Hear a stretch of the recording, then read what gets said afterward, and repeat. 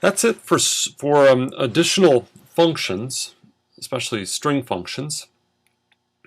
Let's go into loops. So what loops do is they will let a variable range from some starting value to an ending value and variations on that. So let me give you a little example, and then we'll talk about some additional variations on this. So here's I'm going to make a brand new data set. Let's call it temp, and I'm going to run a loop. So the loop is this: do I equals 1 to 10 by 2. So what that means is we're going to let the variable I range from the value 1 to the value 10, and we're going to increment it by 2 each time. Okay, so we're going to do this loop, and then the output statement is something I've not talked to you about yet. What output does is it tells SAS to output a record. Now, whenever you have a do loop, you have to end that do loop with an end statement, otherwise SAS complains. So whatever is between the do and the end is going to get executed for each value of I. So let's see what we get. So I is initialized to 1, and then we output it. So that's that first record. Now this is by steps of 2. So 1 plus 2 equals 3. So I next takes the value 3, and that gets kicked out. Increment it by 2. Well, 3 plus 2 is 5.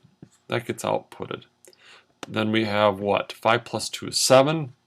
7 plus 2 is 9. And now let's pay careful attention to what happens next. After 9, what happens is that I gets incremented by 2, which goes up to 11. And 11 is now bigger than 10, so we don't do what's between do and end. All right, so we exit the loop, and we're done. So that's a loop. Now, I'll just throw a couple variations out at you. If I said something like this, do I equals 1 to 10 without the by statement, the default by step size is 1. So this is just going to output 1, 2, 3, 4, 5, 6, 7, 8, 9, 10. I could, if I want to count backwards, say by minus 1. So this would count backwards 10, 9, 8, 7, 6, 5, 4, 3, 2, 1, and then it would stop. There are variations on this. You can do while some condition is true. So do something while I is less than or 10, less than 10. You can also do something until I is equal to some value. So these two statements are equivalent. Do while I is less than or equal to 10, assuming that I only takes integer values. Do until I is equal to 9. You can also, I've found occasional instances where I want to combine all this. Do I equals 1 equal to 10, as long as, for example, x is greater than y. So these are possible. It's pretty rare that you would want to do this, but sometimes you do. So I'll now show you a couple programs that all do exactly the same thing. So let's take a look at the first one. If I just say do I equals 1 to 5, that's going to start I equal to 1, go up to 5, stop, and output those records. So here's the data set that you get. That's what I would do in real life. If I wanted to count from 1 to 5, I would say do I equals 1 to 5. But just to illustrate these until and while loops, let me give you a few other examples. So this chunk of code will create exactly the same data set. So we're going to make a data set example, and we're going to initialize I to 0.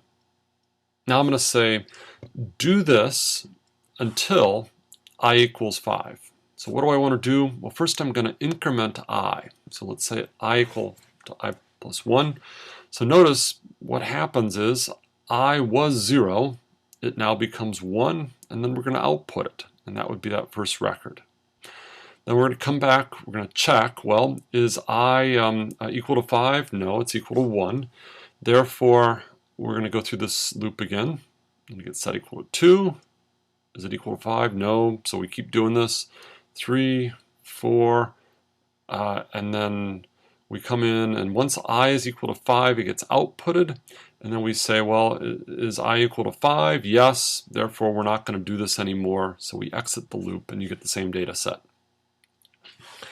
Here's how we would do this with a while statement. So the difference between while and until is that, until is going to check this, at the bottom. While is going to check it at the top. So let's initialize I to 0. We're going to do this as long as I is less than 5. So if we've initialized I to 0, is I less than 5? Yes. So therefore I is going to be I plus 1. Output it. You output the 1. All right. Well, I is now 1. Is I less than 5? Yes. Therefore, we're going to go do this loop again. I get set to 2, output it, and you get the 2.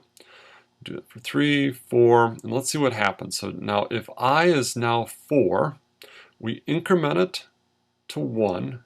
Increment, a value of 1 gives us 5. Now we're going to output it. So we've output the 5, and then we're going to come back up. So is I less than 5? No. I is equal to 5.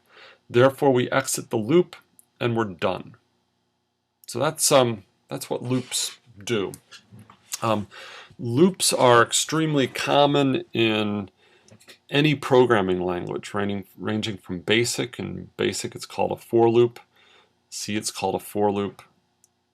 Python, Perl also has loops, and you will find these 3 types of loops, do, while, and until loops, across a lot of languages. So it's good to know this stuff. Back to functions for a second. SAS will generate random numbers for you with some functions. So the 2 most commonly generated random numbers that I ever use are random numbers from a uniform distribution or a normal distribution. So let's do a little example here. I'm going to say do I equals 1 to 5. X is equal to ran uni. So ran uni means uniform. And then I'm going to specify some value in parentheses. It's called a seed. Random numbers are not truly random. They're more precisely called pseudo-random numbers by computer scientists. And what pseudo-random means is that they appear to be random. You do all sorts of tests for randomness and they'll pass, but they are in fact a well-defined sequence of numbers. Okay, the seed value tells you where you want to start in that sequence. So by specifying this seed, I will always get the same sequence of 5 random numbers when I run this. If you type this in on any platform on SAS, you'll get those same random numbers that I get. So let's print what I get. Here's what I get. I get 5 numbers that are between 0 and 1. Now, actually, hold on.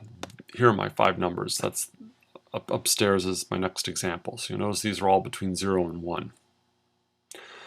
Now let's do another little example.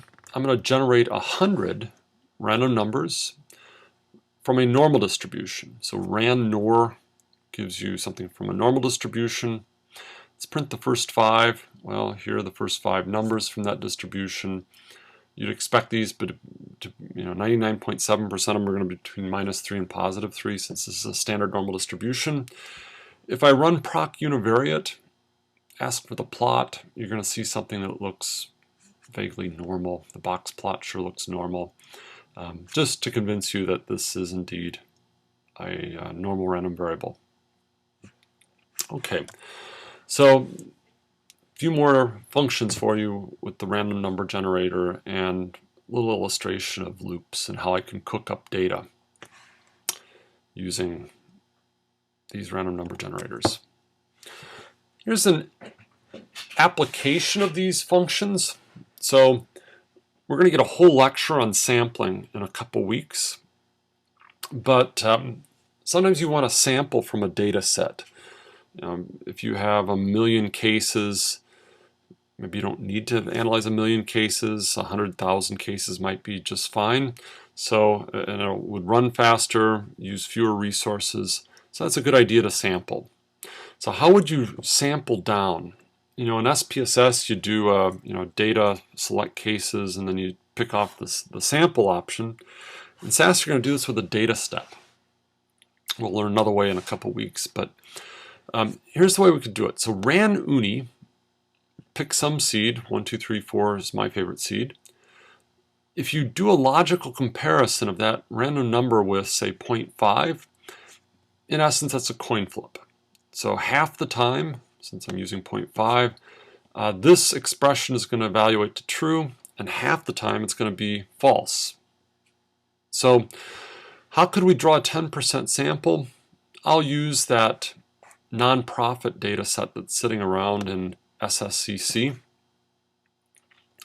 So if I set this data set and then I say something like if ran uni less than 0.1, 10% of the time we expect ran uni 1, 2, 3, 4, 5 to be less than 0.1. 90% of the time it's not going to be less than 1. So whenever this random number is less than 0.1, we keep the record. Otherwise, we drop it. So again, this is a binomial distribution, right? With the probability of a yes being 0.1. So we're going to get approximately 10% of the cases.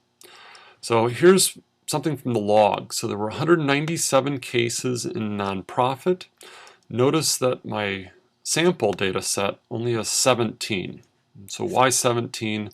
Well, I expect 10%, but this is a binomial, so there's going to be some randomness. I would have expected 20 cases roughly, and I got 17 cases in this sample data set. Another sampling procedure that we did not talk about back in fall, but it was in Siegel, and I'll just mention it to you, is called a systematic sample. So this would be pick every nth record. So if you wanted to do that, so let's say you want to pick every 10th record, how could you do that? Well, this is where the mod function comes in. So let me explain what I'm doing here. So underscore n underscore is a variable that SAS creates for you that indicates the current line number. So if you're in the first line of the data set, underscore n underscore will be 1. Second record, this gets incremented to 2 and so forth. So this statement, if n mod 10 equals 1, means if this record is 1, 11, 21, 31, 41, 51, it's going to keep it. So recall, for example, 10 goes into 21 twice with a remainder of 1, so that's why it's going to keep the 21st record. So if you do this, it's going to keep the 1st, the 11th, the 21st, the 31st, the 41st, all the way up to the 191st record, and you end up with a sample of 20 in this case. So that's how you would draw a systematic sample. Putting my statistical hat on, I would not recommend a systematic sample, and we'll talk about why in a couple weeks, but it's not as... you're better off with a simple random sample or a stratified random sample, as we'll see in a couple weeks.